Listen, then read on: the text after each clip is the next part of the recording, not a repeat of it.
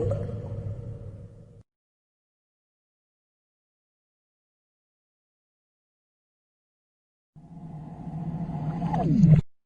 আগের লেসনে আমরা operation switch নিয়ে আলোচনা করেছিলাম। অপারেশন সুইচ সাধারণত অপারেটররা অপারেট করে থাকে। এতে এনো কন্ট্যাক্ট অথবা এনসি কন্ট্যাক্ট থাকতে পারে। সুইচ প্রেস করলে এনো কন্ট্যাক্ট এনসি হয়, আবার সুইচ প্রেস করলে এনসি কন্ট্যাক্ট যদি থাকে সেটি এনো হয়ে যায়। এভাবে কারেন্ট ফ্লো কন্ট্রোল করা যায়। আজকে আমরা জানবো ডিটেকশন সুইচ নিয়ে।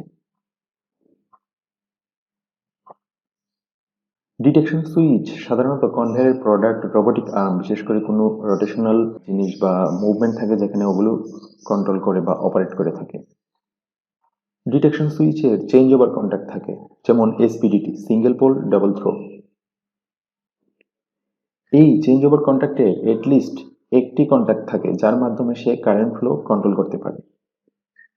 এখন আমরা পুরো ভিডিওর মাধ্যমে বিষয়টি একটু দেখে নেব।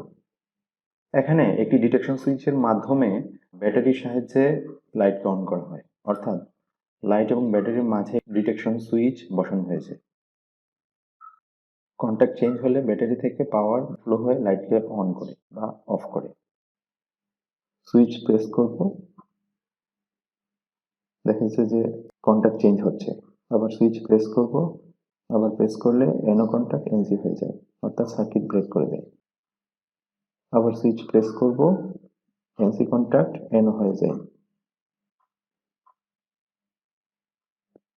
এখন একটি অ্যাপ্লিকেশন দেখে নেব।